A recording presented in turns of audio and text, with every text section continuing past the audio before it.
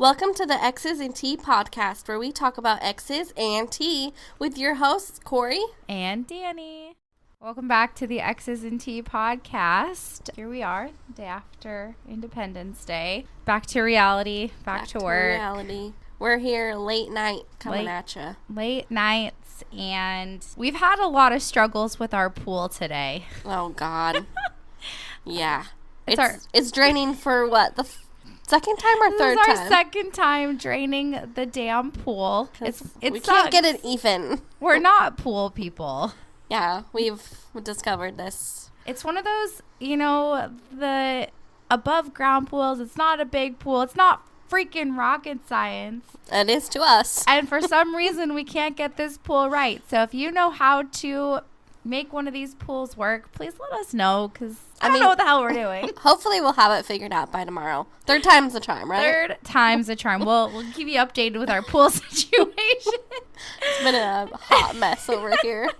So today, we're super excited to continue our whole saga with our whole story with Kyle. Just finished. If you haven't listened before, you got to go check out our first, 3 episodes to hear Corey's story. It's incredible. You have to hear all of it. It's one of those things where if you don't watch it in sequence, it's not going to make sense later. Yeah, you got to get the full effect. You got to listen to everything. Exactly. So we're actually going to pick up where I come into this story. Yeah. Which is kind of crazy because we mentioned in our second episode where we talked about how you and Kyle were together and that really brief moment about kind of where he and I started talking. So that's actually kind of where this begins. Yeah. Well, let's backtrack quite a bit. Kyle and I went to an alternative school. We'll call it an alternative school. It's out in the area that he is in. It's about a 6-month program where you are away from your family,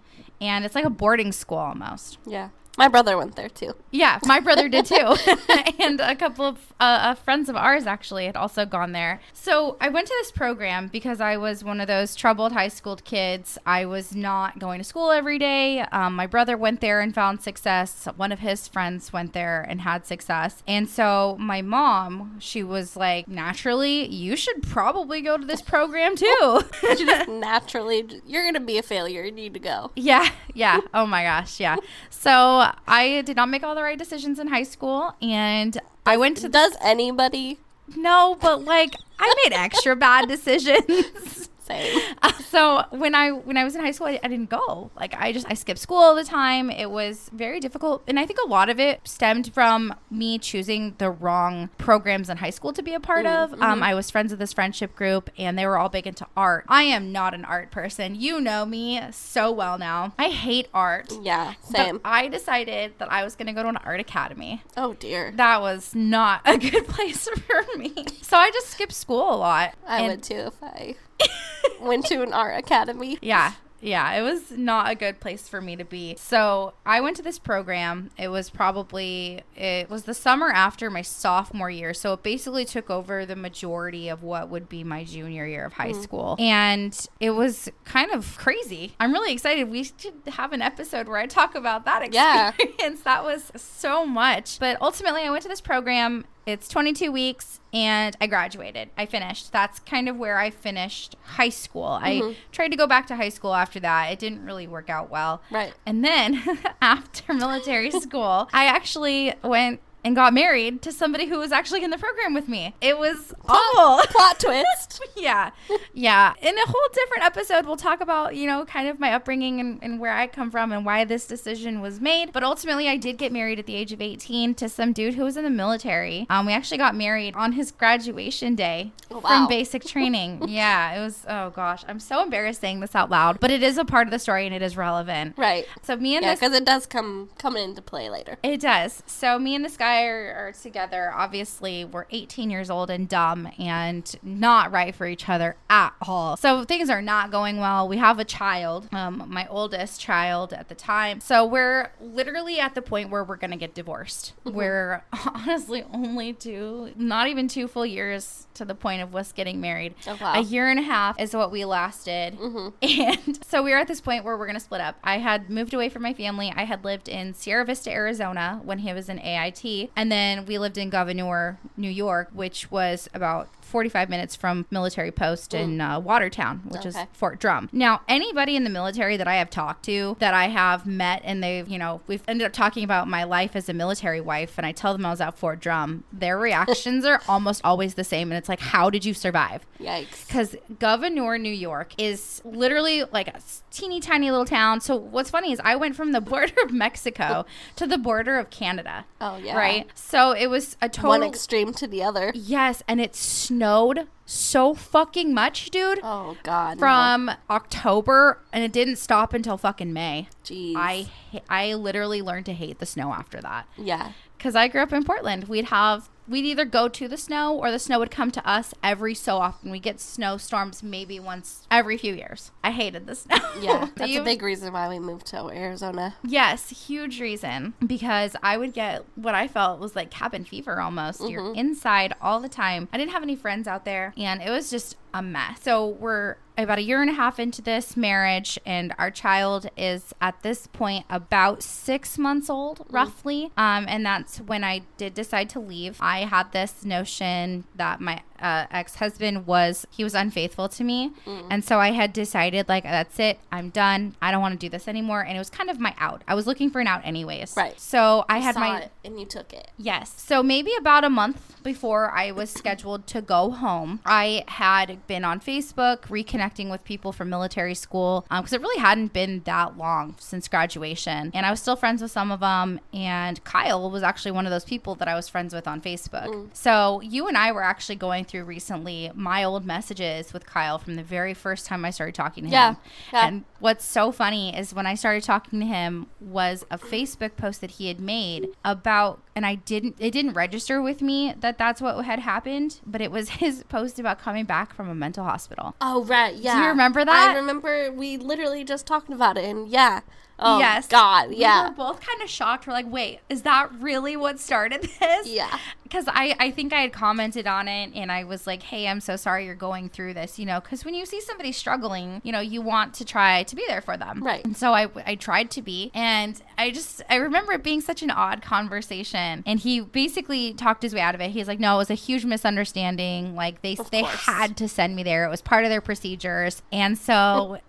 There's always an excuse for everything. Every time. And so I had just kept talking to him kind of on and off, and he and my ex-husband knew each other from military school because we all went at the same time. Right. But they were not friends. So we would talk. I think we started talking before you and him got together. And then it was very sporadic. And then I want to say probably around March is when it became very consistent. And at that point, we would talk on Facebook Messenger, and we would only talk on Kick. So it was so funny because I remember you bringing up Kick, and I totally forgot about Kick. Yeah. And he would only talk to me on this, and he told me it was because his phone wasn't working and it was only working on Wi-Fi or something like that, just some ridiculous excuse. And eventually he would give me his phone number, and we would have phone conversations. And the thing about Kyle, and I think the thing that drew me in, is that we were just alike, like scary, similar. Right. Like, I have this fascination. I love true crime, right? And I have a very like most people who like true crime, you kind of find your favorite serial killer. You're like, oh my gosh, I can't believe this twisted person would do all this stuff. Right. And you research them, you listen to all the podcasts, whatever. And my favorite one is the Zodiac Killer. That one, in my opinion, is a classic. Right. Not by any means a good thing, but just the one that kind of intrigued me the most. Yeah. And I remember him saying, oh, my favorite's the Zodiac. And I was like, no way, mine too. And it's because I had told him that prior in a different conversation. So what did he do? Gotta make himself like you. Yes, exactly. That's what this narcissistic, sociopathic fuck did. He convinced me that we were like basically the same person. And wow. Me going through this like divorce pretty much and like my separation. You're at a vulnerable state. Exactly. And so one of the things that he did not tell me at first was that he had a girlfriend. Me. Yeah. So I found this out by like, because I was not super active on Facebook, but I don't even think it was, I think it was that I found out on Facebook because he had in a relationship with, and then it had your name there. Right. Yeah. Because I mean, it was all over Facebook. Right. And after our conversation, or after our last episode, a couple previous episodes, we learned that you guys had only been together for 2 months. Right. He talked to me as if you guys had been together for a long time and he was just sick of it. That was like... Nope. Yeah, isn't that psychotic? Yeah. So he basically like painted you out as this person that he was so sick of that you would try to unalive yourself if he was going to break up with you, and basically like planning to meet up with me when I got to Oregon. Right. And he would like 3-way call you and him and me, and I would be sitting there silent. He'd be like, oh, I need to take this call, and he'd just patch me in, and then you guys would start arguing, and it's because he would pick a fight with you. And back then I didn't see it that way, but right. I 100% know now that that's exactly what was going on. Right. He had to paint you out to be bad in order for him to be able to continue communicating with me. Right. And he had even told me about other girls that he had been talking to as well, in addition to you, which... What a scumbag. I don't even know why I don't know. I don't know why I was okay with that. Right. And it's not one of my proudest moments. You guys, I promise, like, I am so sorry. She's literally apologized to me so many times. Literally, like, randomly out of the blue, I'm like, dude, I'm so sorry that this ever happened. But it's not one of my finest moments.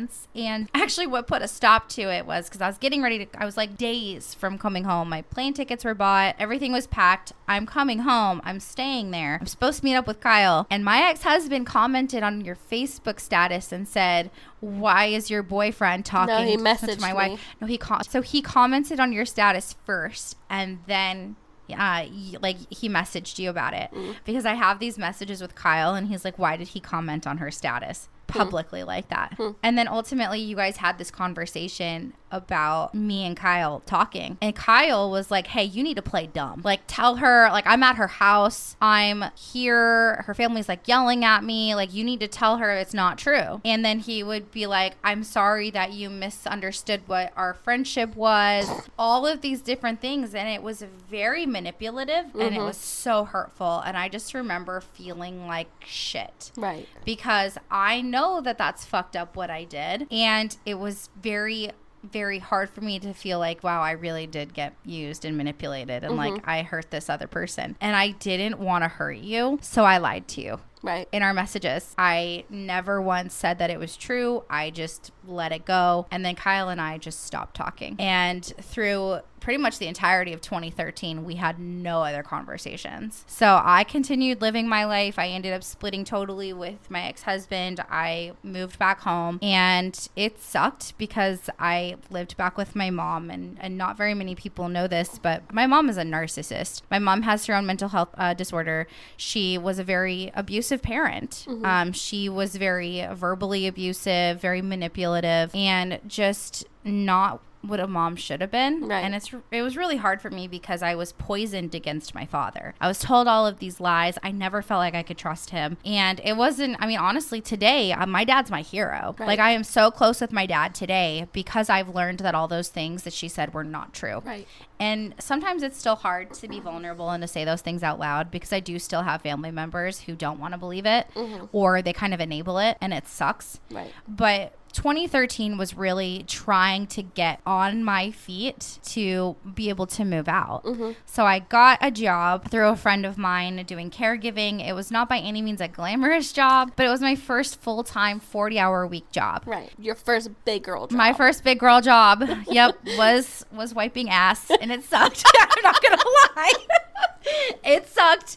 But, you know, I feel like I did develop like a bond and a connection with the clients. You know, you can't help these are intimate moments with these people. Right. You're all up in their business. You're all up in their business. Like, literally. And you end up caring so much for these people. And one of them actually ended up being somebody that I knew. Her brother was in the care home. So I really did enjoy the job while I was there. But in 2014, so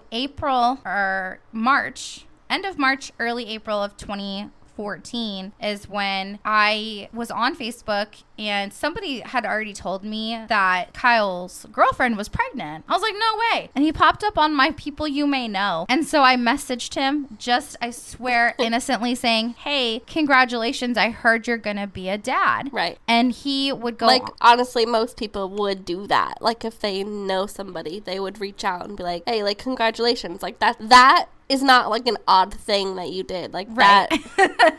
Right. That's right. just like you genuinely being like a friendly congratulations. Yeah. Yeah. And if we can find some of these messages and obviously edit them, yeah, you'll be able to see some of these conversations because they're wild. That's exactly what I did. And within the first few messages, I think we looked at them. He was like, but apparently I'm not going to know this child and he's not going to have my last name because I'm a terrible person. Well, you are. So, yeah. No, absolutely. But me, back then, I didn't know that. Yeah. I didn't know that he was this terrible, horrible, awful person. Right. And at first, like when I first got pregnant, before like everything happened at my house, and if you've heard my story, then you kind of know what I'm talking about. But he was going to have his last name. Yeah. Like my son. Like we named him basically specifically what Kyle wanted to name him. And then after that happened, I was like, no. Yeah. Yeah. Oh, yeah, absolutely. Yeah. No, So I changed that real quick. Oh, yeah. No, I definitely don't blame you. Yeah. But at the time, I was being fed this, like, she's crazy. She's keeping my kid from me. Of course. Like, I will never see this child, and it makes me so sad. Like, right. painting himself out to be this victim that very obviously he was not. Right. So this is my first interaction with him, and he immediately, like, calls me. He's like, hey, can I call you? I still have your number. So he called me, and we had, like, a 2 or 3 hour phone conversation as if we were best friends, never, like, as skipped a beat. Exactly. And one of the things that he told me on this very first phone call was of his life struggles. And one of his life struggles was that he was being investigated for this crime that he swore up and down he didn't do. He did not commit. And he was very forthcoming with the information. He was like, yep, well, what I perceived at the time as forthcoming with this information, right? He didn't try to hide it. He wasn't like, he didn't try to skate by. He literally told me our first phone conversation that he was being investigated for shooting up a house. It's such a random first conversation to have with somebody, though. Like, I think he did it to cover his ass. Probably. Because as you'll learn through my story, that he did that a lot. He would preemptively say something to cover his own ass for later. Makes sense. And so I took it as, oh, wow, he must be telling the truth because he's he told so me. Honest. Yeah, he was so honest. He told me. He told me first thing. And maybe I can trust him. You know, if the justice system does its job, they'll see that he's innocent. Right. That was genuinely my thinking. And that's fucking stupid of me. Trust me, I know. But I was okay with it. Right. I was like, okay, sure. You know, I didn't think I mean, that you didn't know. No, yeah, I didn't know that he, one, did it. And two, I didn't think we were going to pursue a relationship. Right. And then it very quickly turned into a relationship. I mean, I had Mondays and Fridays off, which, by the way, if those are your days off, I have so much empathy for you because those days fucking suck to have as your days off. I worked like 11 to 7. And so I would get off at 7 o'clock at night on like a Friday, right? And then I would have to work Saturday and Sunday. So I'd drive 3 hours to where he lived from where I lived. Jeez. Just to hang out with him, and I would drive to work the next day. I would leave early enough just to get to work. And then on like Sundays, I worked early shift so I could leave earlier, but then I still had to go, and then I could be there on Monday, and then I would go to work on Tuesday. And I did that for a couple of months. Every day off that I had, I was up there. And I mean, at first it seemed fine. Right. You know, just like your story, right? You had this honeymoon phase where everything was perfect. Yeah, exactly. We were going on adventures. I was a single mom at the time, and my mom did not really want to babysit. She was never that grandparent who wanted to. Right. She did do it though sometimes. She was very nice sometimes and was like, hey, I would gladly babysit. But, you know, I felt like because I'm a single mom, I have to take my kid with me. And so I regret a lot of that. I do. But I didn't have any other choice. If I was going to go somewhere, he was coming with me. And so we all just had this bond really quickly. So we're hanging out. We're doing this for a couple of months. Like, I'd already wanted to move to the area that he was living. That was a huge goal of mine anyways, because I fell in love with it because that's where the program was. Right. And I had actually lived out there with my oldest brother for a while. And so my job, actually, I was working on getting a transfer over there. And I was looking for apartments over there. And in June I was approved for an apartment over there. By myself, mind you. Solely me. I was approved. Make this very clear. Yeah. So I was supposed to move out there with my child by myself. I had this really cute, like 2-bedroom apartment. It was what a first apartment in ideal world would look like. Right. So we go up and I'm there. I signed papers and then I have dinner at Kyle's parents' house. And I remember this conversation very distinctly. This is a vivid memory. Stacy and Frank sit his sister Christina and myself and Kyle and my son all at the table. We're eating. We had Sibeli's pizza, which shout out. Good. I miss Sibeli's pizza. I don't love pizza, but like I love Sibeli's. Sibeli's is so good. So good. But we had Sibeli's pizza and they break the news that they are moving out of state. Oh. I know. Christina is bawling her effing eyes out. Of course she is. She was a fucking disaster. The dramatics with her, I swear to God. Yep.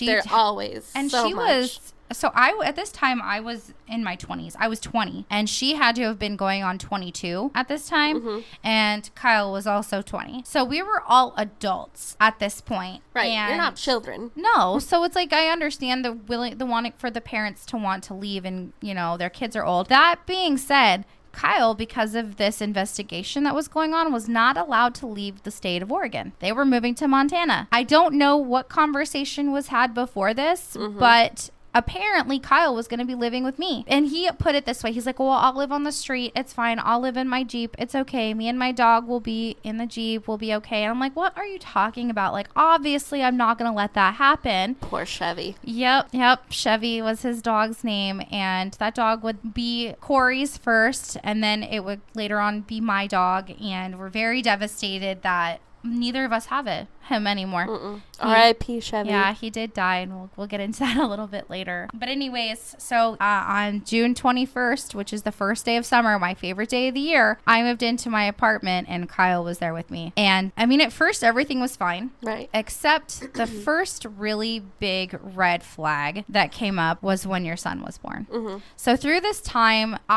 he really never talked about you. And if he did, it was very derogatory. And it was very like, oh, I tried to call her, but she didn't respond. She's such a bitch or whatever. Yes. Yeah. So he would just not say anything at all. So through this time, you're pregnant, as we learned before. Yeah. So we are living fine. Well, we have this camping trip coming up because your son wasn't due for another couple of weeks. Right. And then also we find out, you know, the day before our camping trip, because we're supposed to go to Horse Fall. Do you know where that is? So it's like Coos Bay. It's the dunes. We were gonna take my ATV out there, and we were gonna go riding for the 4th of July. Which, honest to God, sounds like a blast. It was so fun. Yeah. Like if you take Kyle out of the picture, right, it was the funnest trip I've ever had. I swear. But we'll get into why that trip sucked. So Kyle's mom, Stacy, like texted him and was like, "Hey, she's going into labor." And then the next day, after she had found out that your son was born, she called him and was like, "Hey, we need to go to the hospital." And then he decided that I was going to drive him to the hospital. Right. Because we had one car working at the time. Yeah. So he would I'd be in the parking lot, which I found out you later told him not to have me there. Just, again, understandable. And we were only there for maybe 20 minutes. Yeah, not long. Not long at all. And he pitched to me the story that you told him to leave. He was not allowed to be there anymore. I was barely awake. Yeah. Yeah. Like, literally, you can ask my friend Lacey that was there. I literally was in and out. Like, I pretty much slept, like, the whole time. Yeah. I basically saw him walk in, sit down, and, like, look at my son, and then that was about it. And then the next time I look at him, he's walking out. Yeah. Well, I was like, okay, bye. Okay, bye.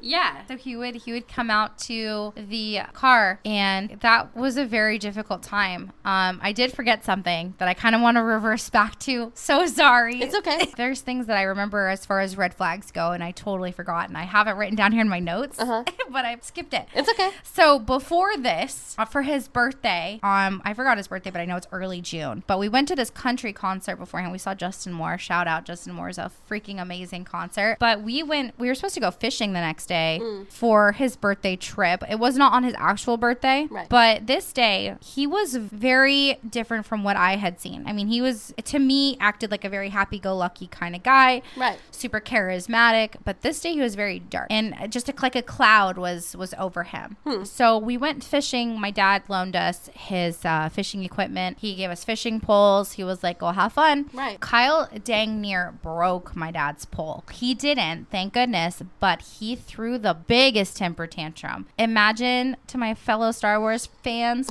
Kylo Ren throwing a temper tantrum. It's the same thing. He was so angry about not being able to cast out well or catch a fish or anything. It's like, him be bad at something?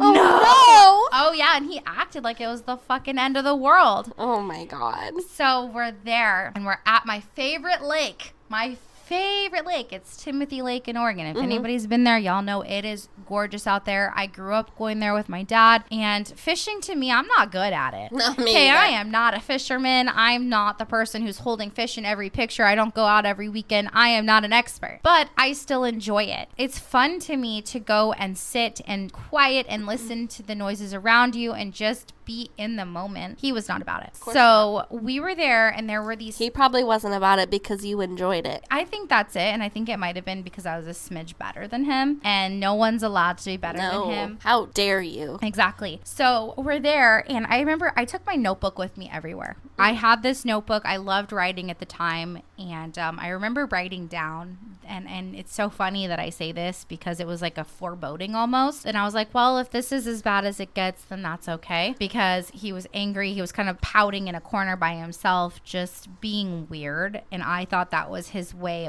of just getting his frustration out, and he didn't want to take it out on me. Was totally wrong, obviously, but in the moment I thought that was it. And then so I would stay the night at his house that night, and then on his actual birthday I did have to leave and go to work.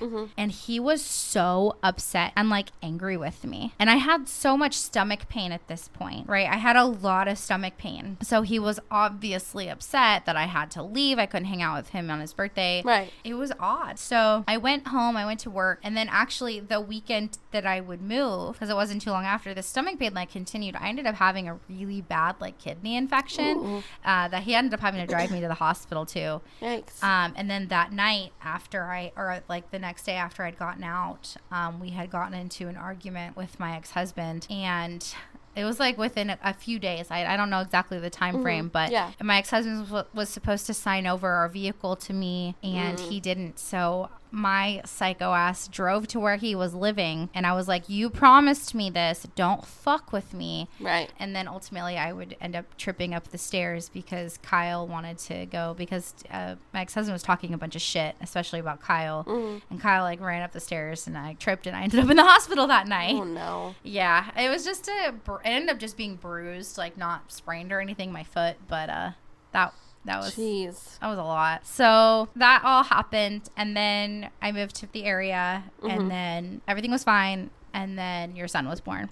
So our camping trip was directly after your son was born. And so literally that same day. Yeah, we would drive down to the valley 3 hours. We would hook up the trailer and we would leave. So we went on our camping trip, and the first day of the camping trip, which was on the 4th of July, was totally fun. We were there. We made friends with like our neighbors and everything. Our neighbors invited us over for food because we were broke and only had turkey sandwiches. Oh yeah. Which is so funny because turkey sandwiches would end up being like a lot of our diet because we would be so broke.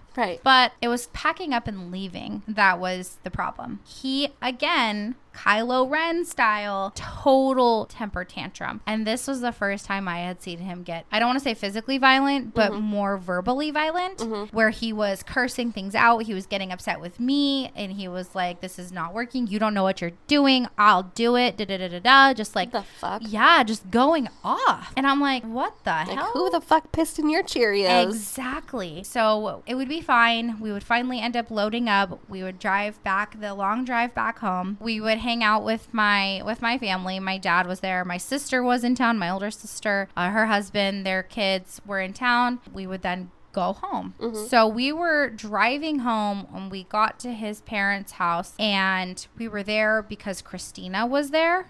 And that night, I don't remember how everything transpired, but basically my son was with us, and I put my son down for bed, and at some point Kyle's mood just went from bad to worse. I remember yelling at Christina because her parents were out of town looking at places in Montana that they wanted to live. Right. And they left her with their 38. God. She left the damn thing on the table. That's safe with a fucking child around. Exactly. My 2-year-old is there, and he like went over to reach kind of for it on the table. I immediately grabbed it. I put it high up, and I yelled at Christina. I was like, you need to fucking keep this out. Like, you need to lock this shit up. Right. And she was like, you don't know. You're not a gun owner. Da, da, da, da, just like going off on me. I'm like, whatever, bitch. Like, no, you shouldn't be a gun owner, you fucking psycho. Well, then Kyle grabs the gun and then decides he's going to try to kill himself. Of course. And this is after my son had gone to bed. I don't know what ended up happening, but he just went off the deep end. And Christina's flipping out, and she's like, oh my God, she always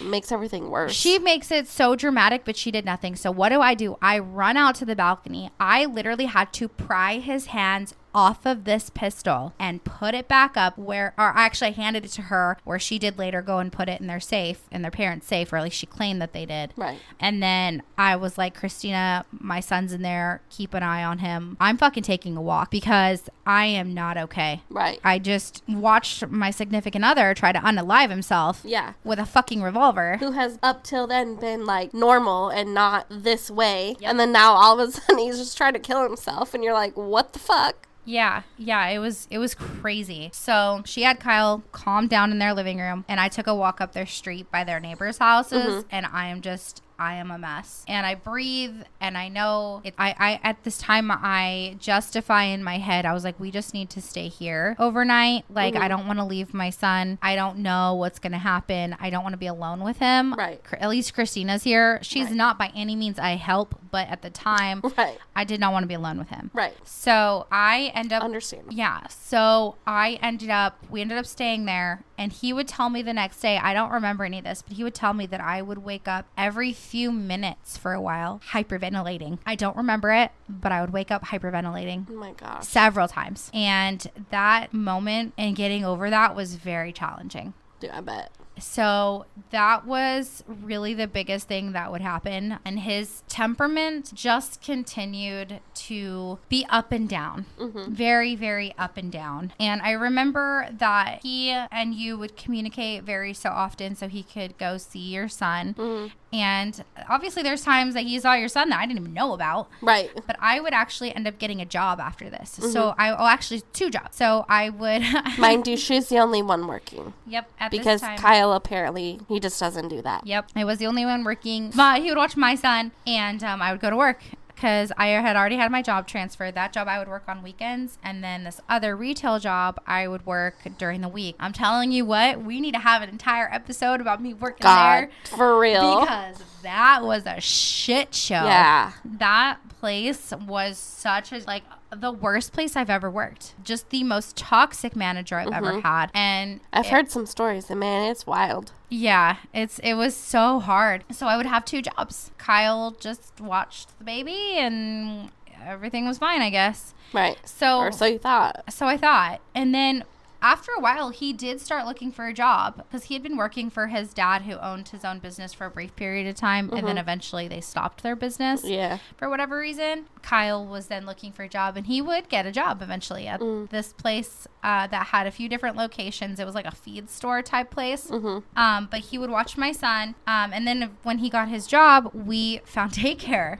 So side note, this daycare that my son was only in there, because Kyle was only working for a short period of time. Kyle was only working for maybe a month and a half. It was a month exactly that he worked there. And we put my son in this daycare with this lady. And this lady, fast forward in like 2017, would be like arrested for leaving children home during the time that my son had been there, and leaving, home alone, giving the kids melatonin, making them sleep so she would go to the gym and tanning. Wow. Yep. Yep, that was who we entrusted because, I mean, at the time I was 21. I was newly 21. Right. I had never I'd had daycare before, but I was the only one working. My income was not incredibly high. I did not qualify for assistance because I made too much.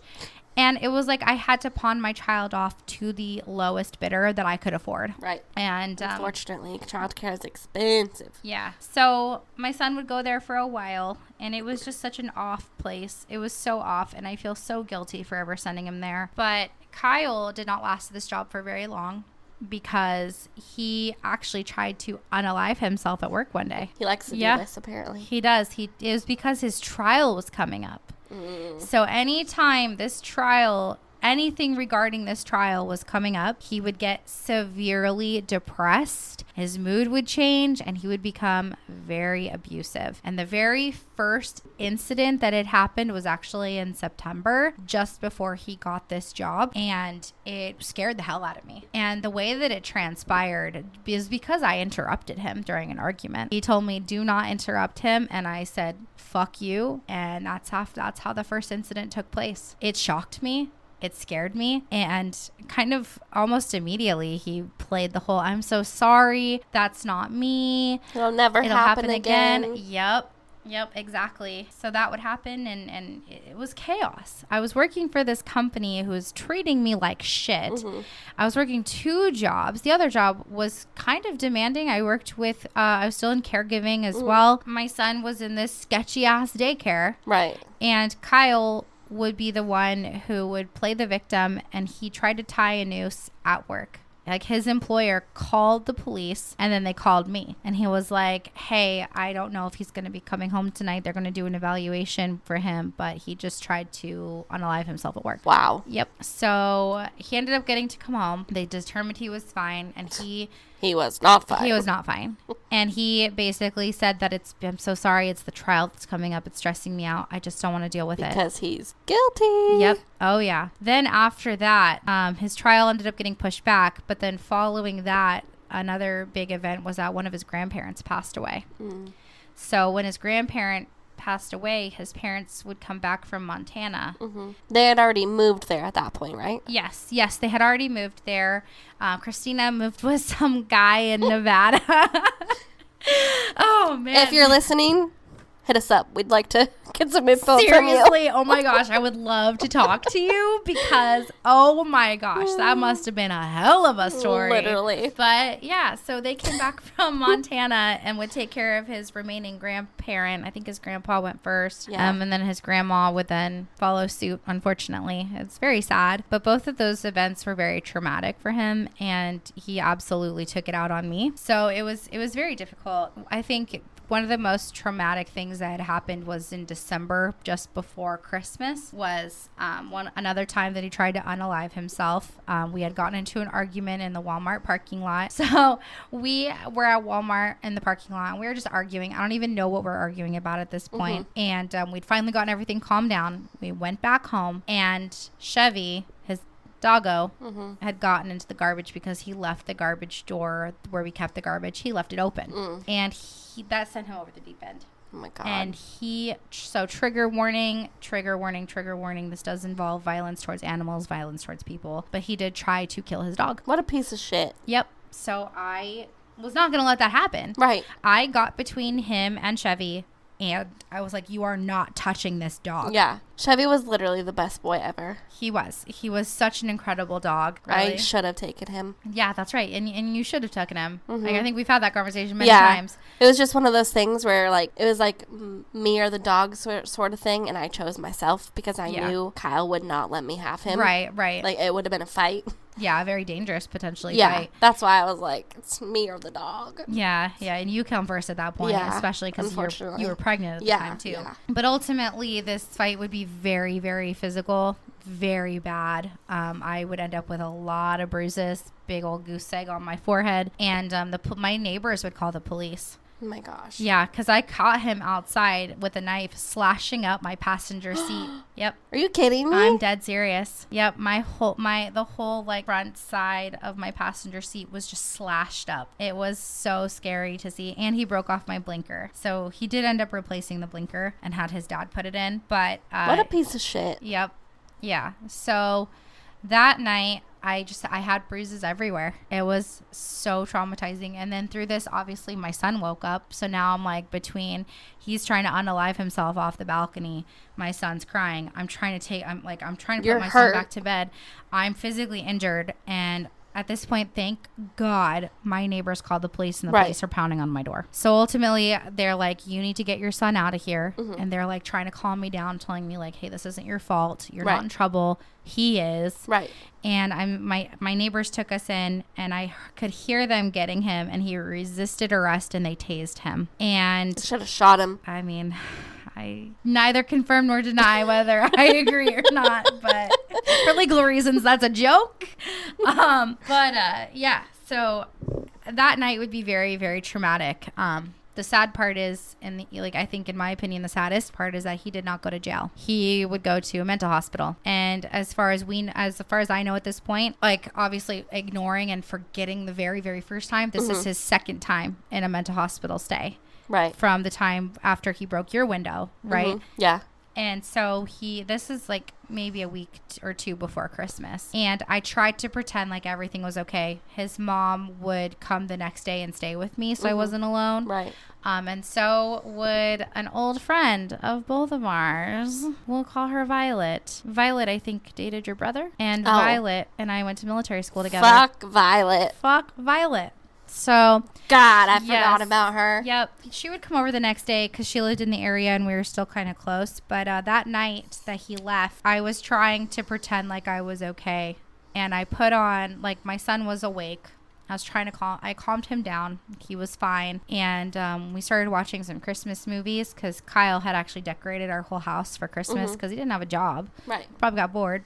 Yeah. And so I put on this Christmas sweater that I had, and I took a picture of me, Chevy, and my son. And that picture still pops up on my memories from that day. And I look happy, and people like look at me and they're like, oh, this is such a cute picture. But little do they know what the fuck just happened. Right. Before that picture was taken. So this happens. He talked his way out of the mental hospital. 5 days is all he stayed. Wow. 5 fucking days. And his trial. Not enough. So his trial had been pushed to... Again? Yep. His trial at this point had been pushed again until April is when his trial would come to.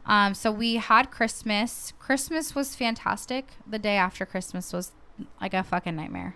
Oh, no. I remember he tore up my mom's apartment because she was at work and like threw her tree down because I had to wake him up. Because our whole deal was if we were going to go to the area where I was from, go to see my family for Christmas, we had to wake up early the next day so I could get to work because I had to work the next day. Right. But I didn't have to work until the afternoon. So I woke him up, and waking him up was a true traumatizing nightmare.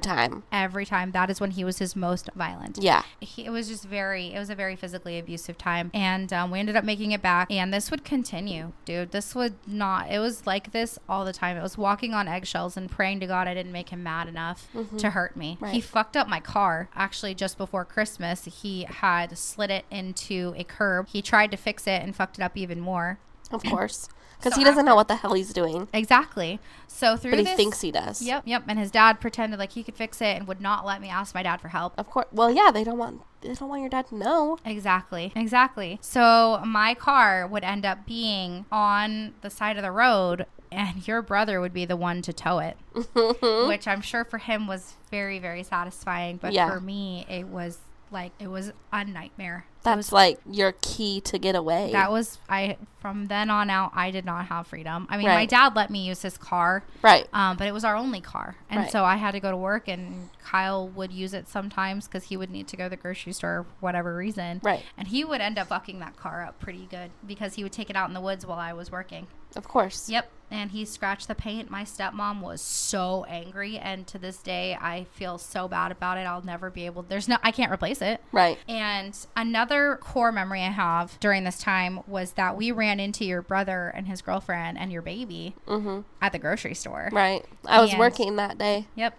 And my brother was babysitting for me. It was scary because we were there, and me and your brother's girlfriend at the time almost got into a fight. Yeah. Because she called me a bad mom because I just didn't. I don't remember how it even started, but ultimately, like, we just both had snarky attitudes, and I was gonna fucking fight her. But Kyle pulled me back. We walked out of the grocery store, and he laid into me and was like, how effing dare you do this?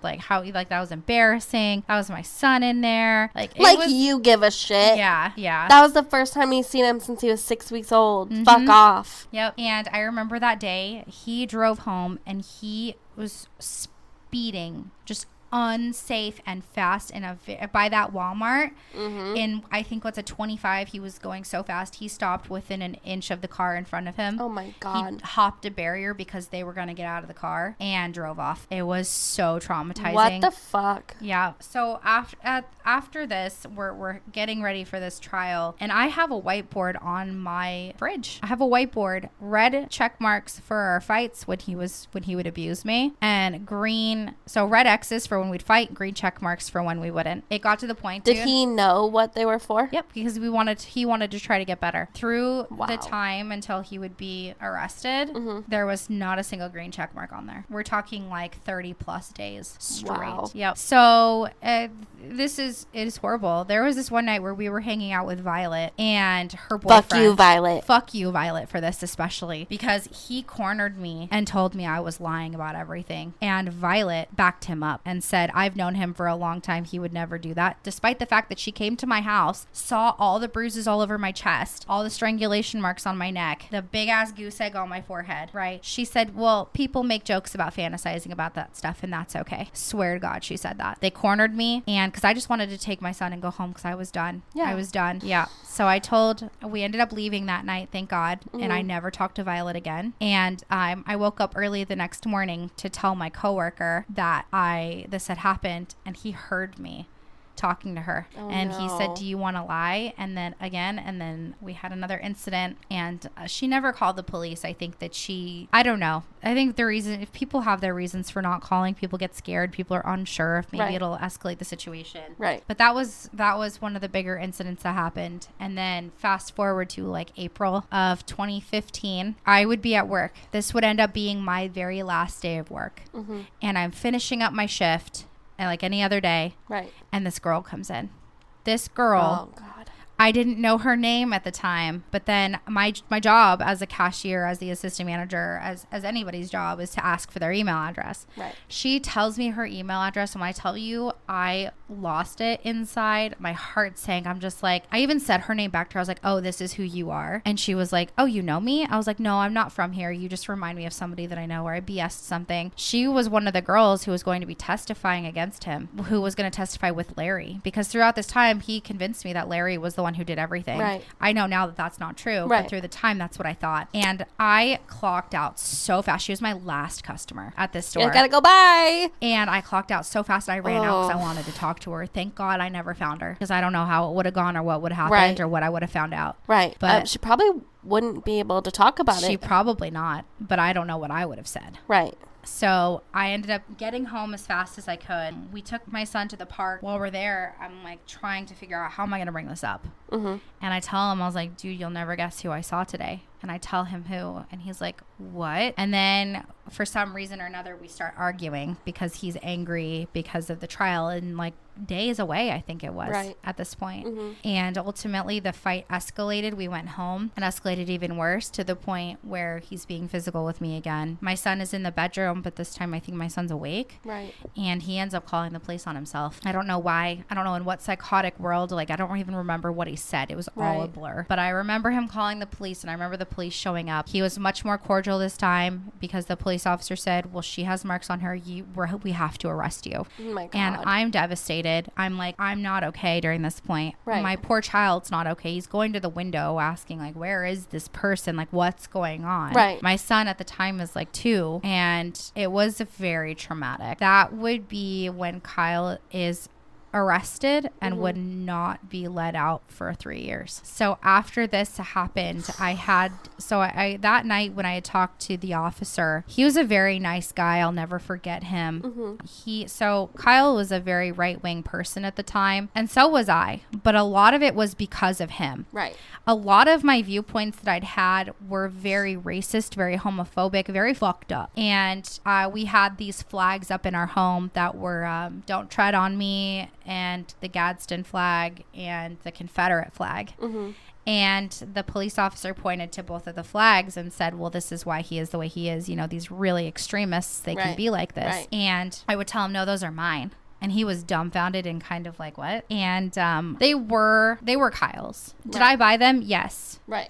But they were never mine. They were always Kyle's, because that whole side of me, that whole viewpoint, that was all Kyle. Right. Because if there was no a single disagreement. If you disagreed, it was. And I was so manipulated into this thought process that I was so public about it. I was the obnoxious. I mean, I was like that beforehand. I had always been a little bit more on the right wing side, and it just escalated and got a lot worse when I was with Kyle. Yeah. So looking back at old Facebook posts, there was a lot on there. Yeah, it was bad. And you can tell too when I started, like it really started when I became friends with Kyle. That's what really stirred up a lot of it. Right. So from like 2013 and on, it was just excessive. Like I was like that in military school. Like me and my English teacher, shout out if you're listening, English teacher, you know who you are. We'd argue politically and stuff, but I definitely think it was just my being naive, and a lot of it just became very, very hateful because of Kyle. Right. So I would continue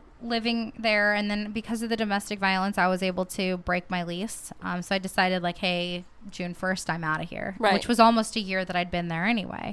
So I continued on my days alone. It was very hard. I, for the first time, had applied for public assistance because I didn't have a job. My job at the time, my boss, knowing what just happened to me, she made me, well, she didn't, okay, obviously she didn't put a gun in my head, but she made me write down, I quit, with no notice, no empathy at all. Fuck her. Seriously. The worst. And then when I was struggling with Kyle, I had mentioned to somebody else that I was on the phone and said that I need money, and she offered me money and said, don't worry about paying me back. Well, that day when I told her I couldn't come back because I had just been in this situation, she was like, and I need my money back. And my dumbass actually did, despite the fact that she would have me work off the clock many times. You're like, nah, this makes up for it would not have even made up a fraction of what money the company owed me. But I was so kind of in a state of fear almost. That I just gave it to her. Wow. So I would stay there, and then Kyle's parents would help me move out, and I would actually end up moving into where Kyle's parents were staying.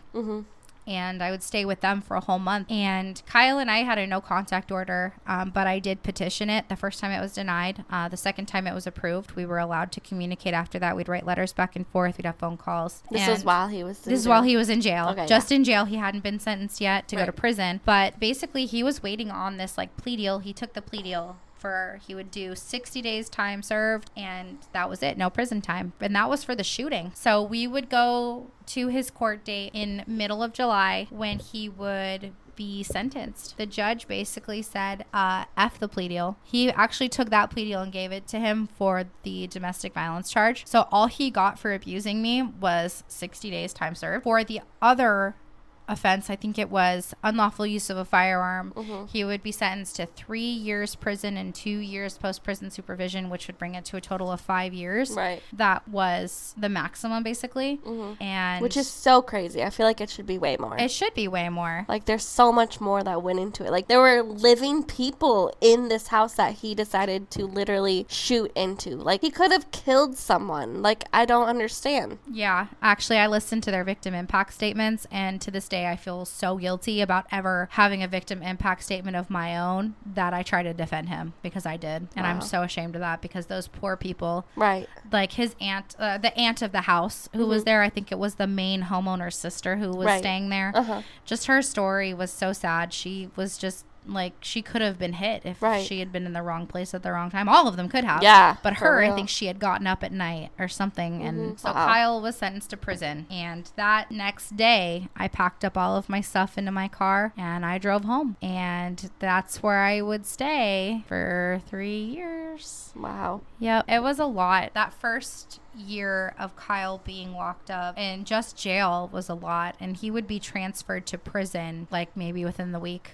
that he was sentenced. Right. And then he would go to big time prison, and that was 2014 to 2015. Pretty much almost a year exactly. Wow. Yeah. So that's part one. And let me tell you, unfortunately, we do have more. I do have a part 2 and possibly even a part 3. Right. Because it's a lot. Okay, I have a question. Sure. But it's something that I thought about after kind of the fact, so we're gonna like rewind a little bit. Sure, so, no problem. and actually I didn't even bring it up in my story either. I just kind of thought about it. But there was a couple times, I think there was only one time that you were a part of it. There was one time that you, Kyle, and yes. Violet, and your son Yep. came into where I work. Yeah, I remember that. That was definitely all Kyle and Violet. Okay, that's what I wanted to know. I just wanted to know how that came about. So, yeah. Why? Yep, exactly. Good question. So, Kyle, Violet, and we hung out a lot together. Like, that's why I thought I could trust Violet. Right. And so we were kind of just bored, and Violet was like, hey, I think Corey's working. And Kyle was like, we should go there. And I was like, yeah, we should go there. Like, I don't know. Right. And well, you didn't want to disagree either. no, because you can't. Yeah. There was no reason for us to go to your work. Literally not a single reason at all. Right. It wasn't even in the same town as them. Exactly. And I think part of me also wanted to show up because I think you and your friends, before you had started working there, had showed up at my work. And there's still a little bit of me that wanted to kind of like, that was like, no, F you, you showed up at my work. I even had to talk to you. Right. Like, you know? So we were there, and it was, Kyle got some weird, odd satisfaction out of it that he could go there and like kind of scare you. And he did. He did. And it's sad. And I'm so sorry that I ever went along with that, because I know when you guys showed up at my work that time, when you and Lacey showed up at my work, my anxiety was through the roof. I felt like I was going to throw up. I wanted to run to the back, but my manager didn't give me the option. I did leave. I went to the back. I mean, I didn't leave, but yeah, when I saw you guys walked in, like, oh, yeah, I was a ghost. Yeah. And like, luckily, like the people that I had worked with, like there, were so great, and like they knew quite a bit about what had happened and stuff like that. Right. And so I saw all of you guys walk in, and I was a cashier there, so I was up front, so I see everybody come in and stuff. And in order to leave the store, you have to go by the registers in order to exit the store, right? Yeah. And so I was on that first register where if you guys were to leave, you'd have to go right by me. Yep. And so when I saw you guys, I had turned around and I faced the other girls, and they said they knew something was wrong immediately because the look on my face, and because I immediately went pale. Yeah. And they're like, what's wrong? And I was like, that's him. And they knew. And they're like, go to the back, go to the break room. Right. And we all have walkie-talkies when we were working there. So everybody, like, they had, because I pointed you guys out, so they knew. Yeah. When they left, they're like, okay, like, you can come back and stuff like that. And he did that again after this, and I didn't know about this time. Yeah, he came back. I'm pretty sure it was after, because I think that was the first time that you guys ever came. Yeah. But then he came back, I want to say twice, actually. That's psychotic. Yeah, by himself. That was the only time I was ever a part of it. Yeah. And that was too much for me, and I never went back in there. Yeah, so there was another time that he came in, and I didn't see him come in. I only saw him leave. And That's scary. Yeah. So I don't know how long he was even in the store for or anything. I just remember I was on that same first register again, and luckily I was distracted, so I didn't really notice it until after. Yeah. But I remember it vividly. I was checking out this customer in front of me, and I was talking to him because it was a guy. Yeah. And I look in the corner of my eye, and Kyle's walking out, and he smiles at me. That's psychotic. Yeah, he smiles at me, and he walks out. That's scary. So, yeah, and of course, I'm working, so I can't really, stop and leave. I can't leave or anything, so I finish up what I'm doing, and I, gather myself really fast, and I go in the break room just to, have a minute, you know? And then I do remember one other time he came in. This time he came in and one of the guys, he worked out in like the outside where like the where you like buy the feed and stuff is. Yeah.